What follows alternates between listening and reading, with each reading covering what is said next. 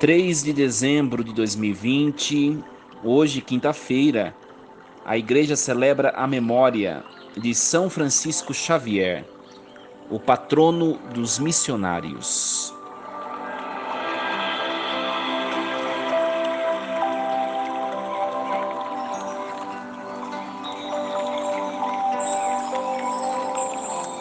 Naquele tempo, disse Jesus aos seus discípulos: Nem todo aquele que me diz Senhor, Senhor, entrará no reino dos céus, mas o que põe em prática a vontade de meu Pai que está nos céus.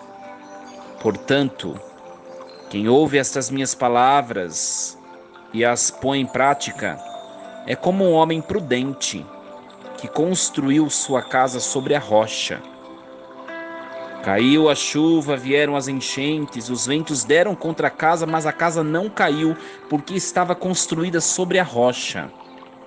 Por outro lado, quem ouve estas minhas palavras e não as põe em prática é como um homem sem juízo, que construiu a sua casa sobre a areia. Caiu a chuva, vieram as enchentes, os ventos sopraram e deram contra a casa, e a casa caiu, e a sua ruína foi completa.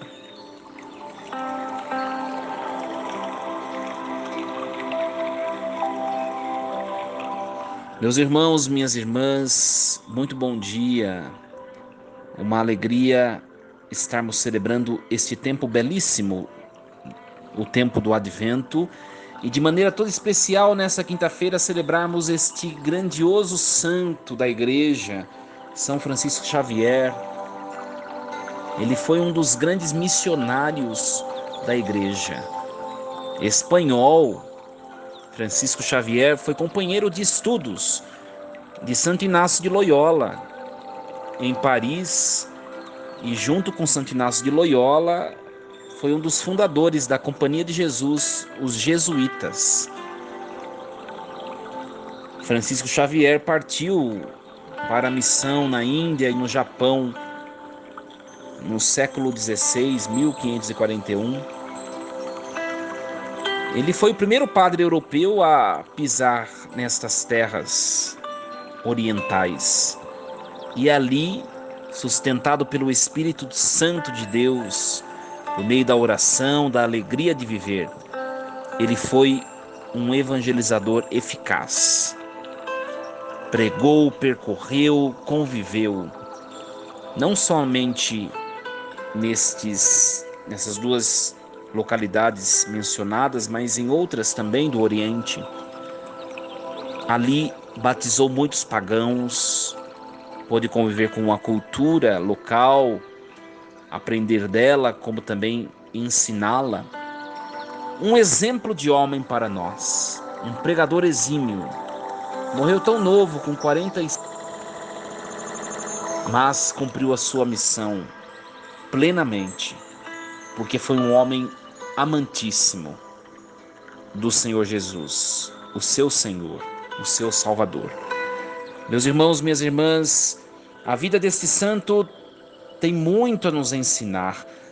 E é por isso que a igreja celebra os santos, para olhar para a vida desses homens e perceber que mesmo diante das nossas inclinações, mesmo diante das nossas falhas, mesmo diante da nossa pequenez como ser humano, nós podemos caminhar na santidade, podemos buscá-la, podemos viver uma vida que agrade efetivamente o coração de Deus. Hoje, este evangelho proclamado vem nos falar sobre a construção da nossa casa.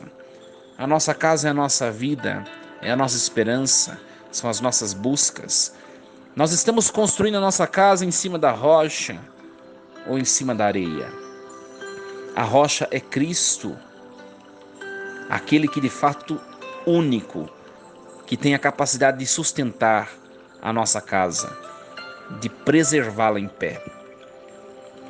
Mas se estamos construindo nossa casa em cima da areia, que é a figura da provisoriedade deste mundo, que é a figura da caducidade desse mundo, que é a figura daquilo tudo que passa, os bens, os afetos, os apegos efêmeros, Se nós estamos construindo a nossa casa em cima da areia, nós tendemos ao fracasso, à ruína completa, como nos diz o Evangelho.